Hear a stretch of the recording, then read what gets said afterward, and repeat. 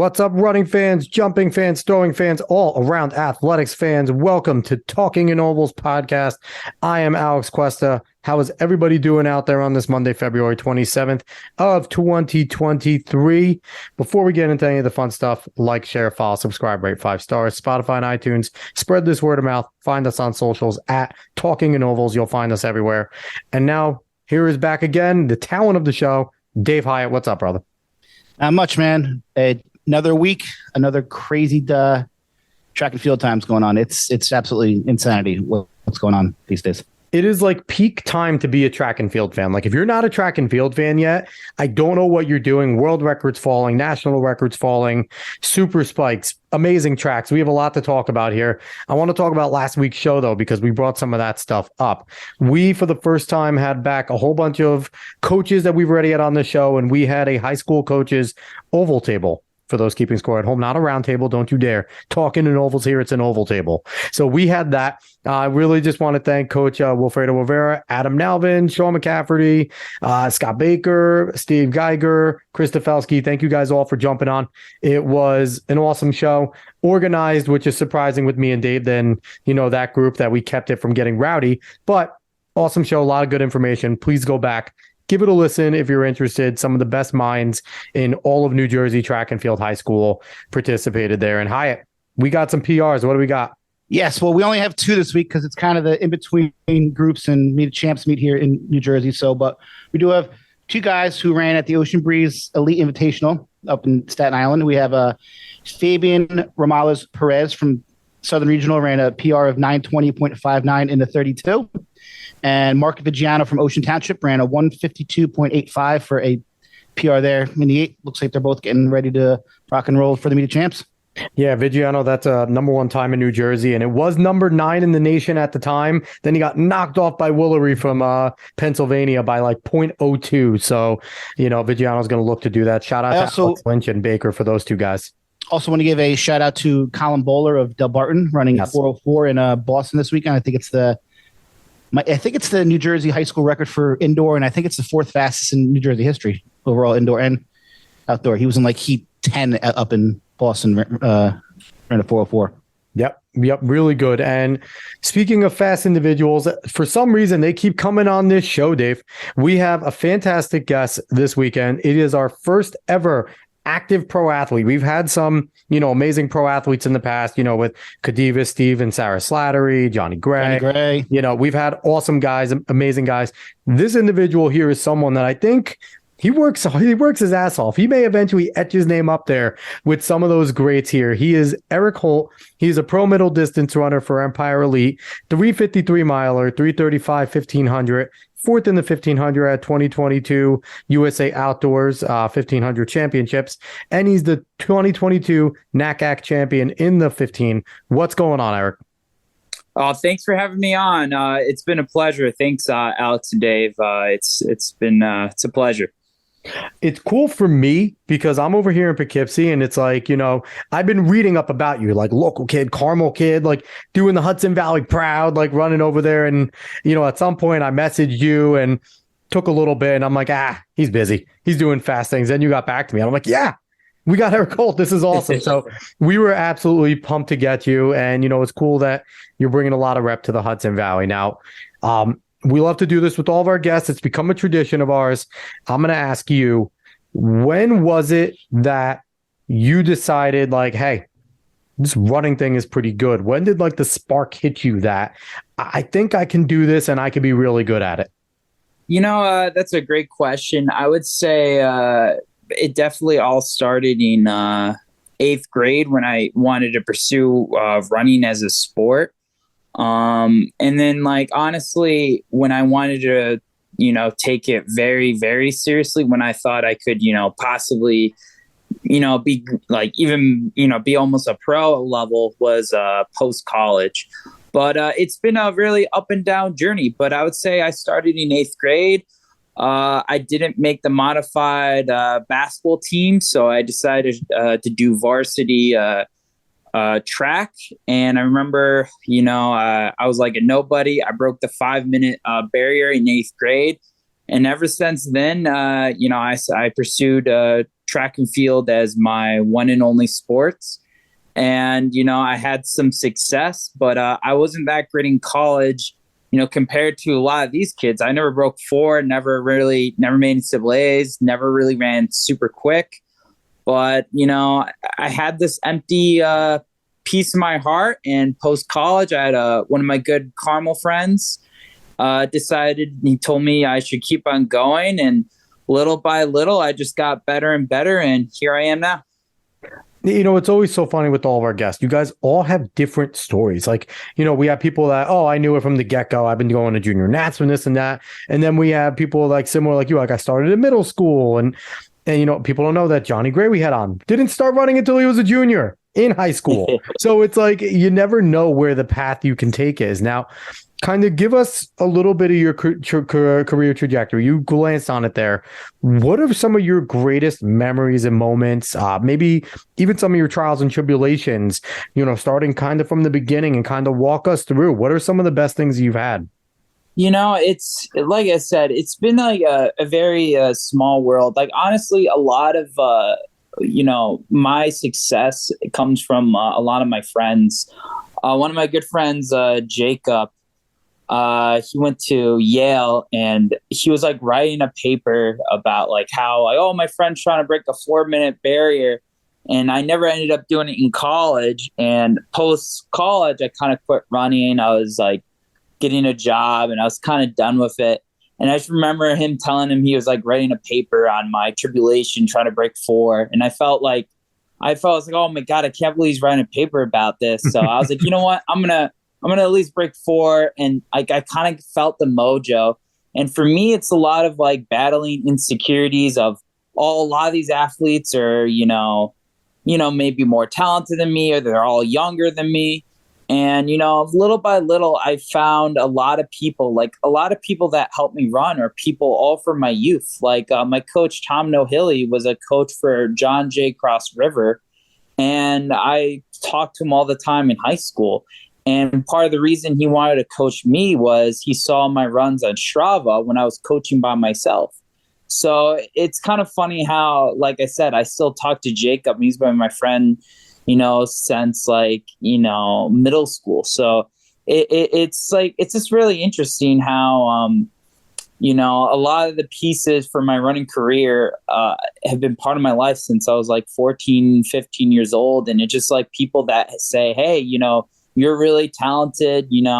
I had somewhat of an unorthodox path because, like I said, I wasn't that great or as good as a lot of these pro runners were in college. Like in a way, I was like somewhat of a, kind of a failure. So, I just think it's just like we all have our journeys, and, I'm trying to make it count now, and I feel like now more than ever, I'm more involved into this sport. I feel like I'm still getting better, and I enjoy it a lot. It's kind of funny that you talk about like insecurities and stuff, because like if you look at your social media presence, if you look at, you're a little demonstrative when you run, it's like the moxie that you give off. Is there something that clicks when your toe hits the line? Is it like, I'm here now, wash everything away, just one step at a time, compete? Because, I've seen like, you're always like humble, but at the same time, you're like, I'm going to get it. Like, you're kind of like, thank you to everyone. Here's the next step. I'm going after it. And it doesn't seem like somebody from the outside looking in that is insecure about, his ability. So it's like, is there something that clicks on once your toe hits that line? Oh, absolutely. I think, when I mentioned insecurity, I think like a lot part of my career, I wanted to quit because I never really truly believed at certain parts of my career, especially when I was in college, that I could be, like a sub 350 miler, that I could be, make an Olympic team or a world team. And I think I always like battle, like, almost like, I always battle, like, am I good enough to, eventually be one of the best runners in the United States? And I think I kind of like battle that, but like I'm starting to feel, and the support I get, I kind of now feel like I'm starting to get the confidence that I can, be one of the best guys. And I do now truly believe it, but I never really truly believed this for a while. It took a lot of people close to my my childhood and close to my life to help convince me of that. And I think for me, the moxie is like, I just feel like when you kind of have like a dream defer, when you give something up, like when I kind of like retired from the sport in 2018 for a few months and then a little bit in 2020, I kind of like gain a lot of appreciation for running. And my appreciation for running, like I feel like I care more about running now than I have when I was at college at Binghamton and even at high school. Like I appreciate the moment, because when you give something up, you realize how much you've taken it for granted. So I feel like for me, I feel like I've battled a lot of insecurities, and I'm talking more about when I was in like college. And I felt like when I was in college, I didn't truly believe I could have been a great runner. And now in my later years, when I say laters, I mean at like 27, I truly now believe that, hey, this is my moment. Sure, I may never have made NCAAs. I didn't go down the traditional path of most of these guys, but I can do this. Like, I got fourth at the USA Champs last year. This indoors didn't go nearly as well as I wanted, but I still PR'd around 353. And I believe, I have a lot of people supporting me that have been supporting me since, I was 14, 15 years old. And, that means a lot. It's different when someone has supported you right as you had success. Like I said, one of my good friends, Jacob, has been there since the very beginning, as well as a lot of other good friends. So people like that really help motivate me to get to where I want to be. And I feel like, over the years, I just have gained a lot of confidence, and I feel like I show that in some of my races. See, that's a great message for all the young people who listen here. Even someone who's at your stature and your level still has some issues with confidence and insecurity. So, for all the kids out there that are listening to this, I think that's very important for them to hear that it doesn't matter what level you're at or what goal you're trying to obtain. We're all humans and we all have kind of the same things going on. So thank you for that. Yeah. So, one of the things and one of the bugaboos that, I think me and Dave both agree and that you've touched on is that you don't have a sponsor right now. And you ran a 353. Like, I don't think you might be one of the only people in the country that doesn't have that at that level. We're going to talk a little bit later about kind of how fast everyone is in the sport, especially in middle distance. But do you kind of feel like right now at the time that we're at, where there is a lot of fast times, is that one of the reasons why you're having some difficulty? Like, what do you think is the reason why you don't have a sponsorship right now, which is insane? Well, Makes no sense. It's funny about that. I've got told many times, like, if I was this good, right getting out of college, I would have a sponsor. It's a loyalty with Empire Elite. I want to be part of Empire because they brought me under the wing. And I would like to see my coaches, Trotman and No Hilly, also to get sponsored. Like, honestly, I would rather have the club be sponsored than just me. Mm-hmm. But I know we're at a point where they want me to get sponsored, and I've talked to agents, I've talked to some sponsors, and they're interested. It just at this point, I just need to get the ball rolling. And I think the reason I was really upset with my 353, just yesterday was because I knew I was so close to the world standard, which you could have gotten the world standard equivalent to the mile, which was 351.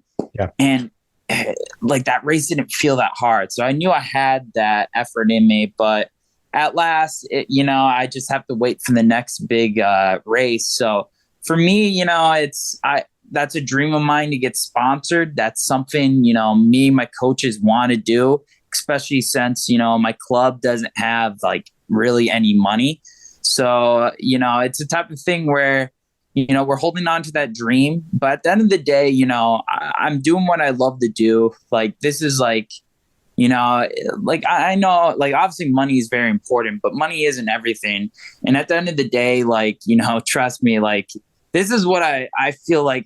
I feel like I was like, honestly, like, what I do is great and purposeful. And, I'd rather do this, and than not do it. And so, I just, at the end of the day, I'm doing this more for the glory.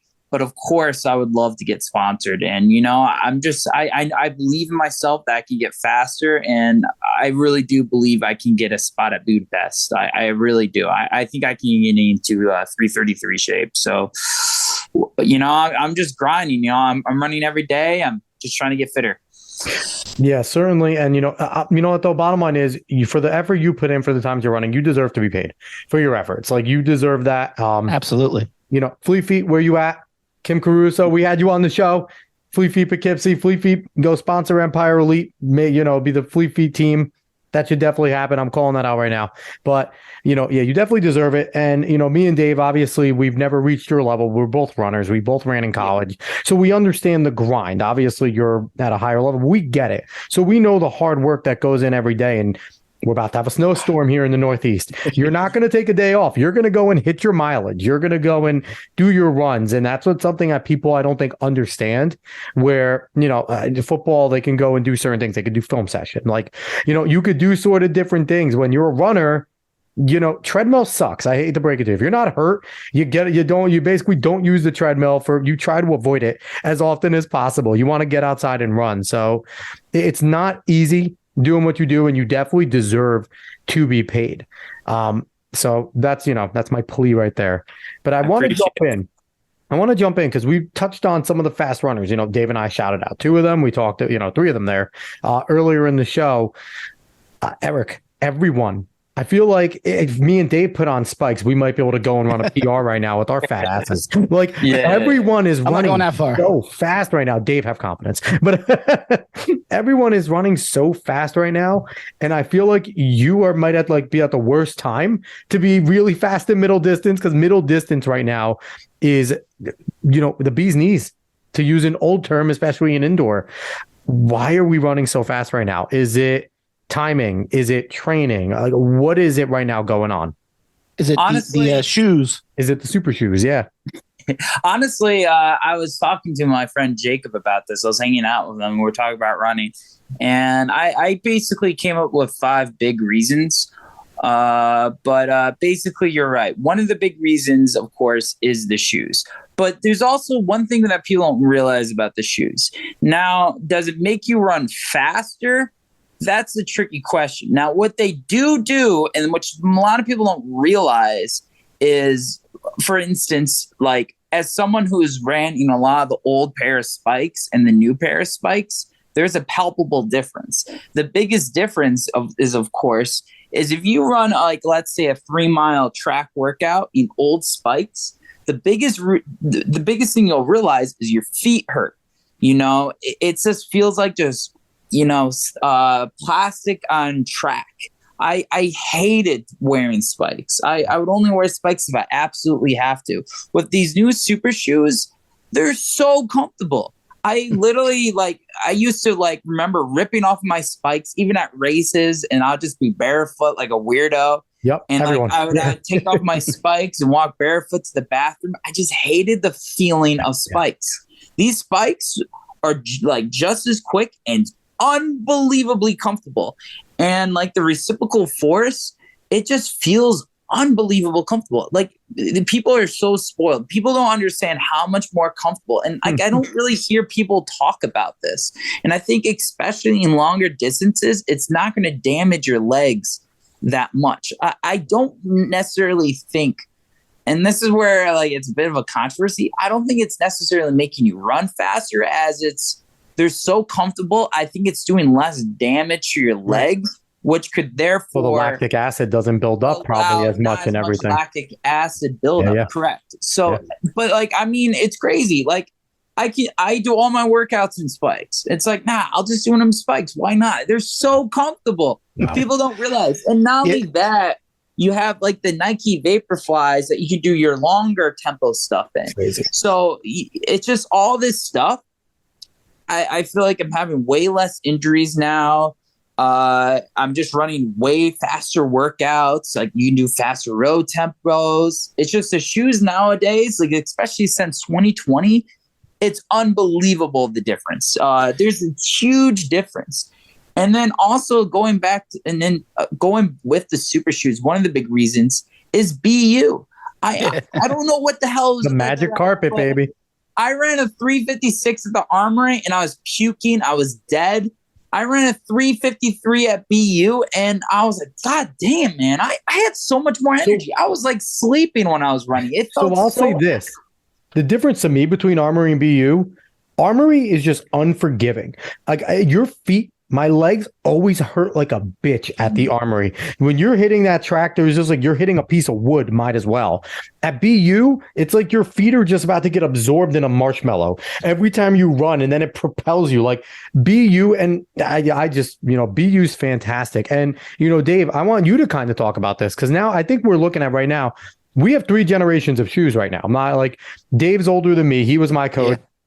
I'm almost 10 years older than you. So it's like we have a few generations here. And I remember when I was coming into high school, the big thing was Asics, the Gel Cayenos just came out and they were like amazing trainers. They were the top notch. And then the Nike Zoom Milers were like the revelation in running, and they were super aggressive. They were the most comfortable. Like, that was me. Dave, were you jealous of what we were using when you came out and were coaching us in high school? Because I feel like our shoes were more advanced than what you had. I mean, I think shoes always progress as time goes on. I mean, I was in high school back in the 90s and I was a big Brooks guy then, but I think Eric had a great point. Like, it's not that the shoes make you run faster. It's that you can recover so much easier and you could do more work in between because you're not as sore or tired the day after a race, so you can get out there and run. So I thought that was a great point, that it's not that you actually run faster. It's in a sense, it's that your body can recover and you can get right back on and keep training. But, shoes always progress. I have never actually seen these spikes or these new super shoes. I know now, they're really starting to take off at the high school level. So I think that's kind of why. But I also think that it's just as much the facilities. I didn't run on any bank tracks in high school. They didn't exist. I mean, if they did, they were not in the Northeast. I was running at Princeton. I think the fastest track we ran at might have been West Point, at that time. Yeah. But so just the fact that everything's banked now and people are running just as fast indoor as they are outdoor because the tracks are fast and obviously it's perfect weather. There's no wind, there's no rain. So, but I definitely want to hear your other 3 reasons why you think everyone's running faster now. Absolutely. So another big reason is training is evolving and changing.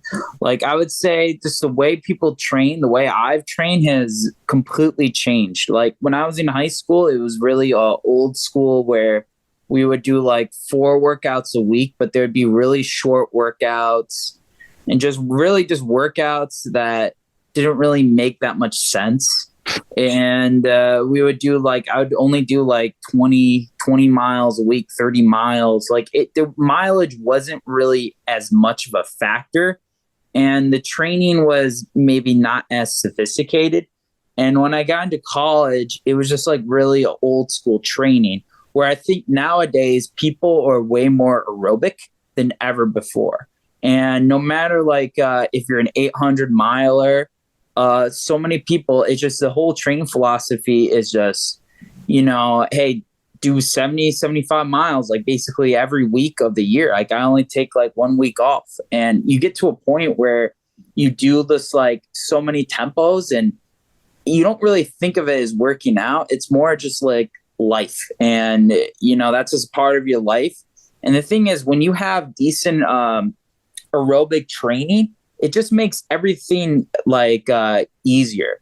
And I think it's now becoming way more accepted. Like, we've had so many guys on our team that are considered mid-distance runners, and we all just casually do 70 miles a week.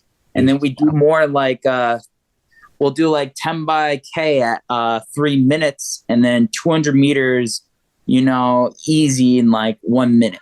And it's just a continuous workout. And I think the aerobic strength stuff and everyone's just doing way more aerobic, because you realize if you just have a little bit of speed, that'll go a long ways. And we still do like lifting. We like, it's just a training is also just a light, way more sophisticated. Like I have like Normatex, I have a strict diet.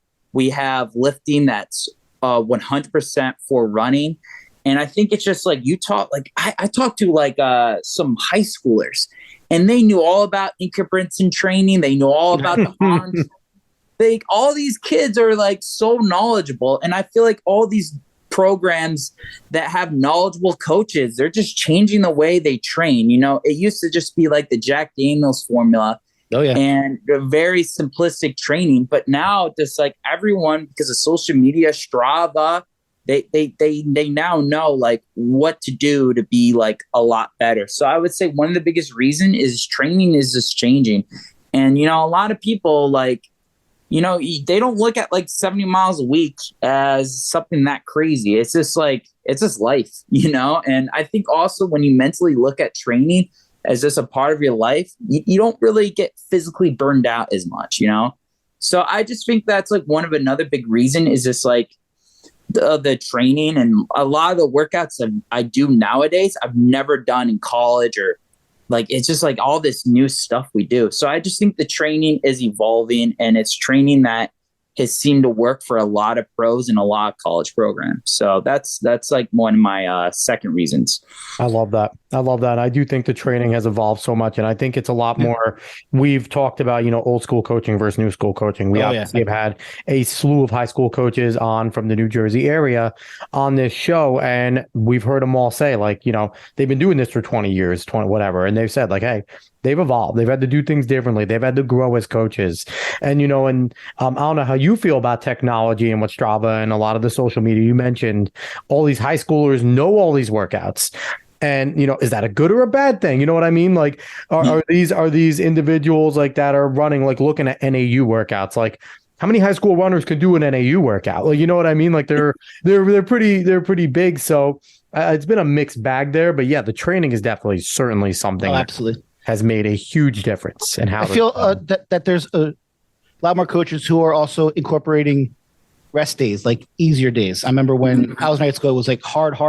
Like even like hard distance. Your distance has to be fast. Your workouts have to be fast. I feel like there's definitely more of an incorporation of rest days or easy runs, or you know, just ways to kind of get your legs back under you so that you can keep going and train hard. Absolutely. I was going to make that point. One thing is like our program stresses, we rarely ever go harder than 80%. Like even like our long, hard workouts, it's supposed to be a relaxed effort. You're not supposed to be grinding. A big difference between the training I do now versus high school. When I was in high school, like I wasn't supposed to look relaxed. I was supposed to be gritting. The workout was supposed to be as hard as possible. And there was no like actual workout. It was until I was dead. And, you know, it was way harder in high school just because it was supposed to, you know, beat you down. It was just supposed to be like Navy SEAL training. It was just supposed to be incredibly hard, war of attrition. And nowadays it's like, you're almost like baby. They're like, oh, you're struggling. Do you need more rest? Do we need to slow down? It's like, I'm fine. Do you think there's a pressure in like time constraints for high school coaches? Do you think high school coaches kind of feel, you know, the teams are ballooned, like there's a bit decent sized team, even if it's not, but having to make kind of separate workouts for sprinters and this, and like, and also like, I only have you from 2:30 to maybe the late bus. Like we got to incorporate so much. Do you think that kind of pressure kind of creates that atmosphere where they're just trying to make like, get the best that we can. This is how we know how to do it. Like, do you think there's that kind of thing, or was it kind of a little more, not to be mean, but ignorance in terms of what athletes need in certain ways? Yeah, absolutely. I think it's just like when I was in high school, it was just, I don't know, just everything was, you know, completely different. I think for me, it was like we only had like a few decent athletes and everyone else like kind of just did a very simplistic, you know, workout.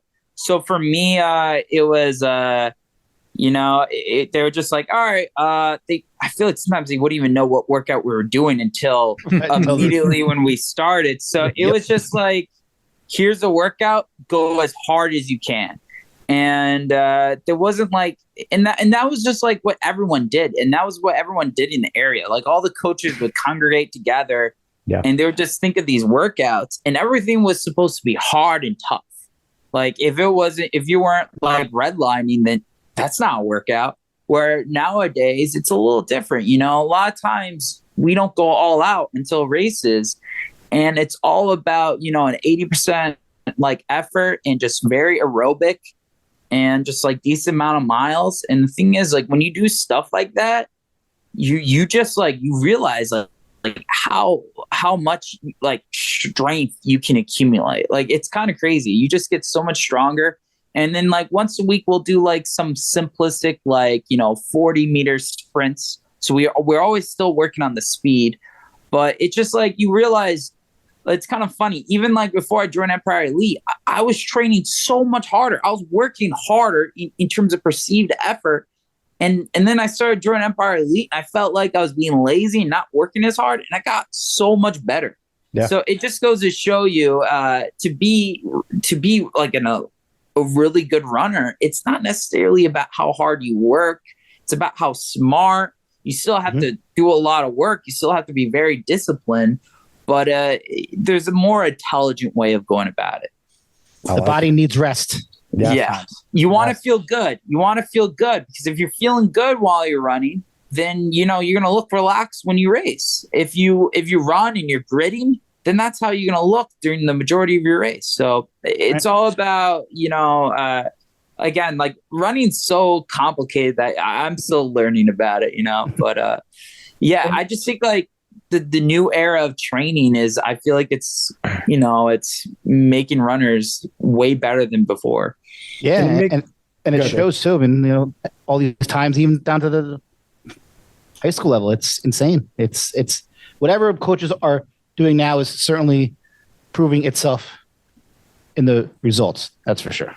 And it makes logical sense, right? Because if you start off at 80%, you get faster, that 80% naturally increases. So you will go faster in your training as you get quicker. So it just makes sense. You're always getting stronger and building on top of that. So you have a few more points that you want to give out. So far, yeah. I love these. You're running the show, and I love it. On it. The reason you go 80% is because if you go 100%, you're going to be too tired for next week. Yep. You want to constantly train. You know, all these. The thing is, some kids think they need a lot of days off, or I need a week off. Like, why? If you train the right way, you just keep on going. And you feel good. But the next reason is, and this is one of the biggest reasons, is you have to run fast now. We don't have an option. Yep. I don't have an option. Our coach talks about it. Hey, if Empire needs to be like stay in business, if we want to be doing what we do, Eric, you need to run 333. You need to be thinking about breaking 350. We have already talked about it anymore. Unfortunately, I can't be happy with 353. I'm not being narcissistic. This is a new era running. If I want to be sponsored, we got to break 350. And I know all about Nagoose, and I know all about these runners. And I know that the 350 barrier is in American distance running is about to be broken many times. And I think now high school kids are like, wow, 5 kids broke 4 last year. Breaking 4 is not that impressive. So I just think it's just like runners now know, like a lot, especially big college runners and like a lot of big college coaches, they need their athletes to run faster to make NCAAs. So it's just like once you get in your mind that it's like, this is what I got to do to be successful, then more than likely, maybe you might not hit that goal, but you might hit close to it. So this everyone's idea of what fast times are has just completely changed.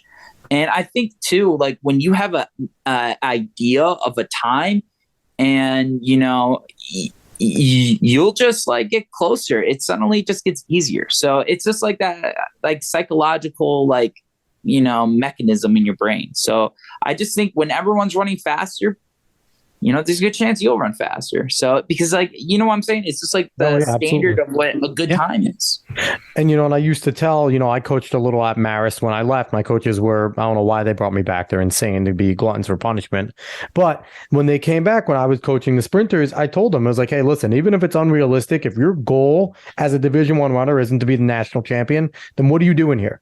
Like your goal should be to train to get to that point. And it's similar to what you're saying. You're looking at breaking a barrier that is elite upon elite, right? 350 is incredible. So that barrier is something that you're striving for. And I think it's a similar mindset I was trying to distill on the athletes. And it's a good mindset. Set a lofty, very difficult goal. Always keep that there and work towards it. And I think that's just what every runner should do. Make it attainable, but difficult. So I think that's a good one. So what else you got? Any more tips? Because I'd love Yeah, of course. Awesome. Another big reason why people are running fast. A lot of people don't think about this. You have so many opportunities, and there's so many like stacked races nowadays. Way more than like a decade ago. It's unbelievable. Boston has like if you're trying to break 4, go to Boston. Oh, too bad you're in the 5th heat at BU Valentine. It's still going to break 4. When I was trying to break 4 at Binghamton, I would get in the 2nd heat and I would win it in 4:05. And then nowadays I see like the 5th and 6th heat, even the 7th heat's almost breaking 4. Yeah. I mean, nowadays the amount of people and the amount of stacked races that are well paced. I mean, I thought like last year there was like 30 races or more, different meets in different locations where people were breaking 4. Like if your just goal is to try to break 4, oh, good job. You have 100 attempts in a year. Yeah. Like every week you can find somewhere that's hosting a sub 4 race. And not only that, if your goal is to get like the Olympic standard, you possibly have like still like 15 tries in a year. Like I know I'm trying to get 333. We already know of like 5 places that are going to be stacked and like probably multiple people are going to do it. So basically you don't have to win. You don't have to take the lead. You just got to sit behind someone and hopefully not fall off too much.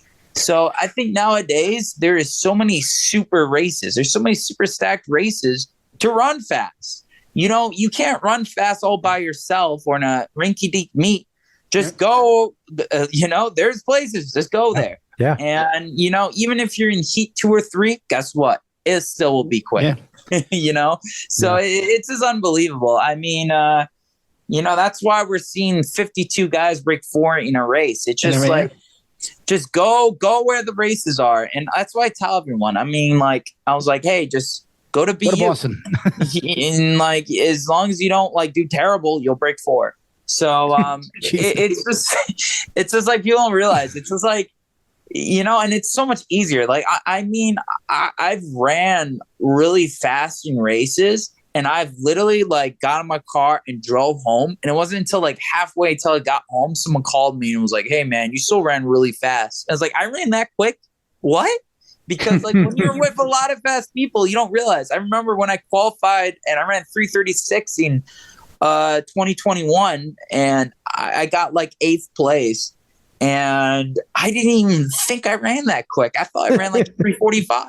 Yeah. So yeah. I just think a stacked races allow you to run a lot quicker, and you just don't even really have to think. You just run. And I think going off of that, like one other reason, what was I going to say? I think that's like the biggest reason. I had another reason, just trying to think. So while you get that back, I'm going to ask you, is 3:50 the new 4 minutes in the mile at this point? Are we looking at that as going to be like, there you go. I think breaking 4 is still incredibly impressive. I don't want to make people seem like breaking 4 is not a goal to go after. I like, if you're like, there's still guys I see that break 4 and they're still like in tears and everything. And I'm like, good for you, man. Breaking 4 is an admirable goal. Breaking 150 is fast. I think, however, if your goal is to get like a professional contract, sadly, you got to run a lot quicker. If your goal is to make NCAAs for D1, sadly, you're going to have to run a lot quicker. Crazy. So your whole idea of what like a fast time is this change. I would say the new sub 4, unfortunately, is 3:55 in terms of what it was 10 years ago. Gotcha. But I don't want to like, because I get mad at people because they're like, oh, sub 4 is not impressive. Like, it's not even a barrier anymore. And I get mad. I'm like, dude, 4 minutes is still amazing. Yeah. It's just that people who are so much better now. And I think, again, that has a lot to do with like what I, mentioned before. And I kind of got a little like sad because it is sad to see like one of my coaches is like John Trotman. Oh, yeah. He made the Olympics in '92. Yeah. And his best mile was only 3:58, and that was one of his best events. And it's like, oh man, like, nowadays it's like there's a lot more people better than me. So I mean, but you look at it, and our trainers are better than like Spike's 30 years ago. So it's like, you really have to look at it. It's like pretty crazy. Like our trainers are probably like more fit to run fast times than like Spike's like back, like, 30, 40 years ago. So I think it's all kind of relative. Like at 3:58 back then, if he was getting like better, training, better tracks, better spikes, he's probably looking at being like a 3:54 guy. Like, you know what I mean? Like it's all relative. So no, I agree. I think too for him, like I said, he when he ran all his fast times, he won all his races. Right. For one, he never ate well because nutrition wasn't a thing in the 80s. Mm-hmm. Number 3, he never did speed development. He never lifted. I mean, it was back in the day where people would just run 120 miles a week and then they would just do really hard interval training. And nowadays, you don't really have to run that much. You still need to run like a decent amount, but it's just like everything in the philosophy of running has changed immensely. So, and it's like I said, I think honestly, the biggest reason is stacked races. I mean, when you see all these guys around you running really fast, it just something happens and you just run with them and it's not as hard. So, and then you just run just as quick and you're like, wow, like I can't believe I ran that.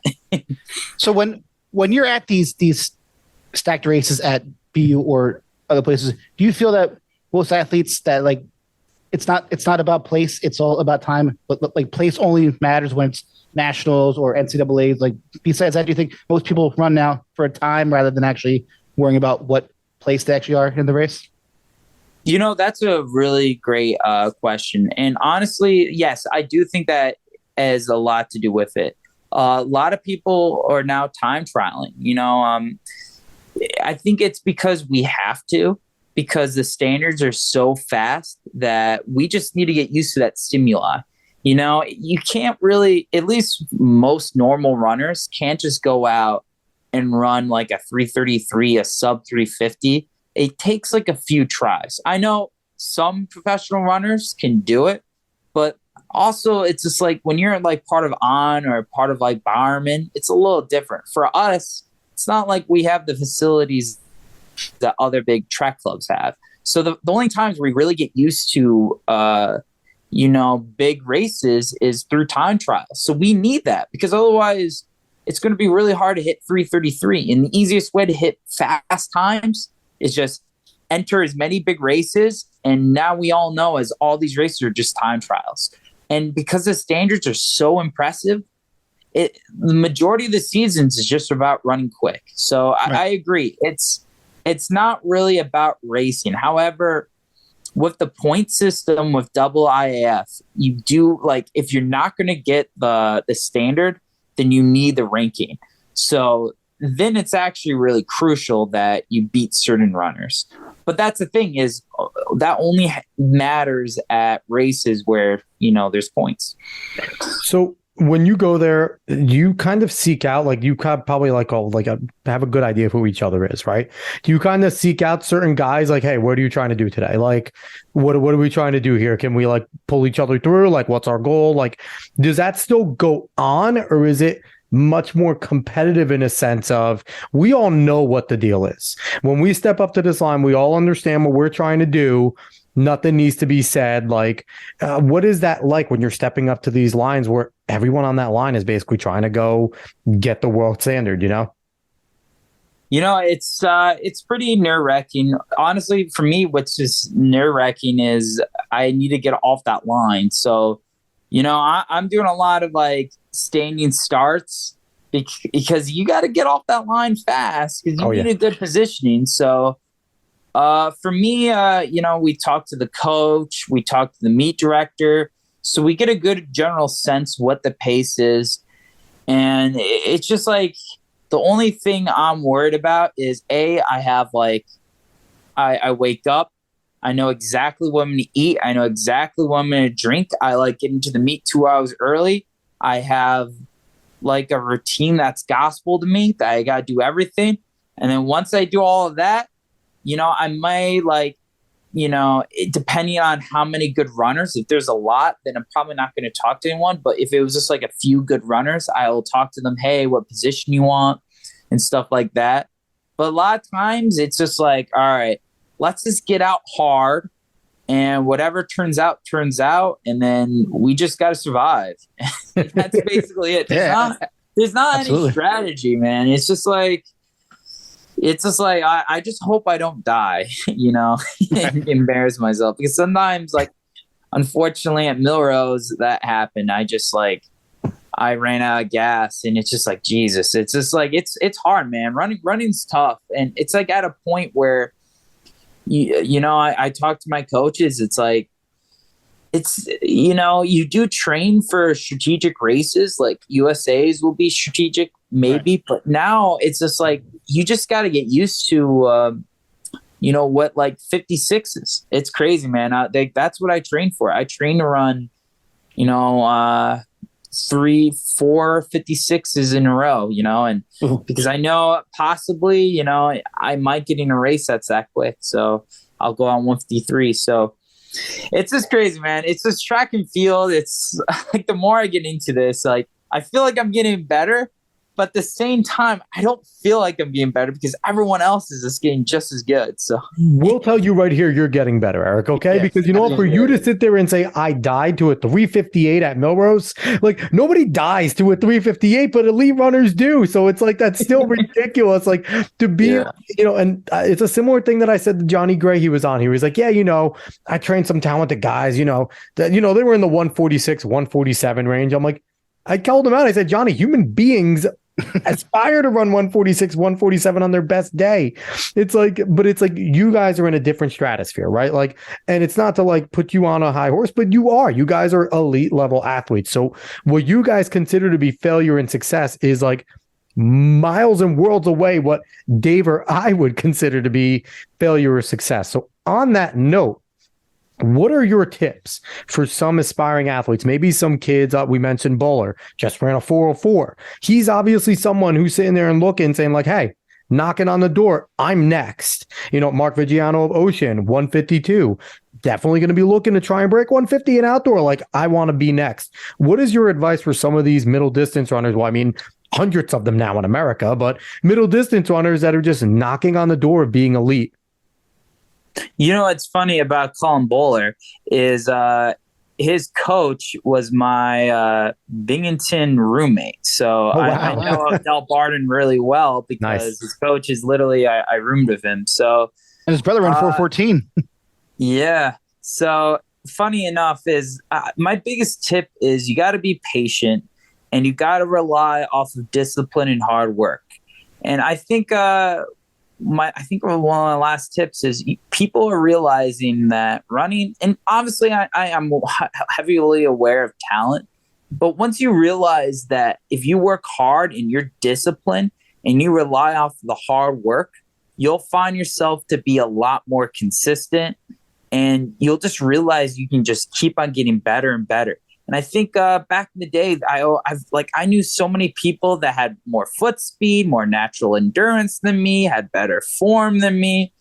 And I ended up surpassing them all because I just had I was disciplined. I had a ritualistic work ethic, and I just got better and better and better. And a lot of these other people that I thought were way more talented than me did not. So I would say my biggest tip is rely off of, your hard work. You don't need to kill every single day. It's not about, having one day of immense effort. It's all about 7 days a week, just being strict, just loving the process, putting in the steady amount of hard work, trusting the process. And I mean, just, focus on, having some speed, maybe one day a week with a little speed work, making sure you're lifting, making sure you're doing all the little things, and make sure you get to the big meets. And when your moment comes, Just be courageous. Just put yourself in there and, race to win. And, like me, I feel like I failed a lot at big moments. But the thing is, I was always prepared to put myself in it. And, one time you're not going to die out and you're going to run really well. So I think just for younger people, I think sometimes they can just be a little impatient and they give up kind of quickly. Or, they get a little egotistical and they rely off of their, natural talent when they should be relying off of their training and work ethic. And I think people that rely off their training and work ethic and that be their real like talent, I think those are always the people that are the most successful. Now, earlier you mentioned pacing. One thing that has fascinated me this whole indoor season is kind of the transformation of a person like an Eric Sawinski, right? He was an elite runner. Now he's a pacer in these races. Do you feel that maybe he's opening up the door to people who, once they're maybe a little older, who don't want to give up in the actual sport? That's a transition that someone of that ilk can actually go into? Because I mean, I'm reading everything on Twitter how he's setting his times, like he's doing everything that everyone wants him to do, because it's almost like he knows he can't compete at that 800-meter level anymore. So now he's kind of done this amazing transition. What do you think of that? And do you think that is something that is viable for as athletes get older? Maybe that's something that they can transition to still be in the sport, still get some money.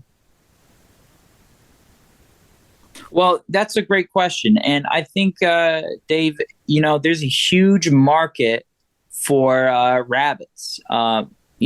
There's way more loaded races, and all these loaded races, they need rabbits, and you can make a lot of money. I believe Eric Selinsky, if I'm not being incorrect, or I believe he makes more money than the vast majority of pros. I believe he makes a good amount of money. So, like, I heard figures. I don't want to say them, but that's fine. It's way more impressive than you would think. So.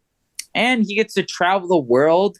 And not only that, that allows him to, if he wants to continue the 800, he can maybe sneak into an 800 field that he may or may not have gotten in with without the pacing job. So I think for him, he's living the life. Most of Absolutely. Us pro runners, the dream is to travel the world, go to all different types of places. That's a big inspiration for me. I wanna go to as many countries as I can. And I think for him, pacing allows that. So I think if you're a runner and maybe, you're not quite up that upper echelon and, you're worried about sponsorships, becoming a rabbit like Aaron Selinsky and you're reliable, people are going to want you. And I knew a runner named AJ Ernst who just also ran 353, and he didn't race that much. He was just rabbiting, and he ended up getting into a race that he probably wouldn't have gotten in without all his rabbiting jobs. And also a lot of thing about rabbiting is it somehow gives you a lot of confidence, and it just makes you more comfortable running with a lot of pros. And one thing people need to realize is a lot of like big time moments, big time races is all about confidence. It's scary. It might not look scary for viewers, but when you're in that position, you get like imposter syndrome and you're like, am I good enough to be here? And the only way to make it better is just to keep on showing up to big meets. So the more experience you have, the better. Is that something that you would consider? Like, you have obviously reached an elite mark. Breaking 355 is, like we mentioned, it's the new sub 4. It's a very elite mark. You're obviously still in the prime of your career, but as you get towards that twilight, and whatever you've accomplished, you've done, would that be something that you maybe consider now saying like, hey, I could maybe be a good pacer at, people want to run a fast 3K. I'm your guy. I'm an elite miler. This isn't anywhere near my fastest pace right now. Like, I can do that. Is that something you would think of doing? Well, I've actually rabbited a couple of pro races, like immediately after college I did. And, I think for me, I definitely prefer racing than rabbiting, but also majority of rabbits are just like, pros that are quite not good enough to be at that pro level. So they become rabbits instead. And people also got to realize to be a good rabbit, you still got to be really fast. Like, train your ass off. Like, if you want to make money from rabbiting, they don't want some, burned out runner. They want someone who's still pretty good and you better hit those reliable. times, and you better hit those times. Yeah, so it's like, hey, we're going after the 3K world record. You need to run a 355 or 354 mile, and we need it very even paced. And you don't want to be redlining during that. So you got to be still in 352 shape. So people forget that a lot of the rabbits are some of the best runners. So it's not like they're, in their twilight careers. Eric Selinsky's a bit of an exception. I still think he will run like 145, 144 this outdoors. Maybe not. But he's just been around and he's just the best. He usually hits the pace to the decimal of a place. Crazy. So, people have been giving so much praise on social media. Like, he hits it perfect. Yeah, and that's the thing. If you get Eric Selinsky, you got to pay more money. He's not going to take the fare of any other rabbit. Where most rabbits, it's like kind of annoying. Where if you're not well known, and they usually like, we'll pay you like maybe a quarter of what Selinsky would get. So, it is what it is. But I don't know. I've never really thought of that. The only thing I'm thinking about is Running getting fast. the standard for this outdoor season and getting faster and everything. So it's still fun, man. I do enjoy the sport a lot. I love it. So I got to say right now, I don't want to hear any more about the I'm retiring, because you better not retire again until it's all said and done. You definitely have two big fans of you on this show here between Dave and I. We're going to continue to follow you, and we absolutely appreciate that you even agreed to come on this show. This has been fantastic. No, thanks for having me. You guys, this was awesome, man. I enjoyed talking about this. So once again, he is Eric Holt. He's a professional runner at Empire Elite Track Club. Please, somebody go sponsor the club. Go sponsor Eric. There's a lot of good runners at Empire Elite, right next to Eric too. So there's a lot of talent there, some great coaching there. You're going to catch Eric at more and more big races, vying to be one of the nation's top milers, nation's top 1,500 meter runners. So, expect to see him in a bunch of finals there. Dave, anything else before we close out here?